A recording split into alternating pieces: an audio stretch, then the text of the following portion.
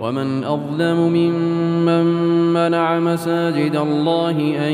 يذكر فيها اسمه وسعى في خرابها أولئك ما كان لهم أن يدخلوها إلا خائفين لهم في الدنيا خزي ولهم في الآخرة عذاب عظيم ولله المشرق والمغرب فأينما تولوا فثم وجه الله إن الله واسع عليم وقالوا اتخذ الله ولدا سبحانه بل له ما في السماوات والأرض كل له قانتون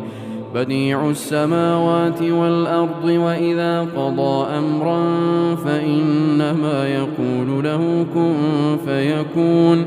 وقال الذين لا يعلمون لولا يكلمنا الله أو تأتينا آية كذلك قال الذين من قبلهم مثل قولهم تشابهت قلوبهم قد بينا الآيات لقوم يوقنون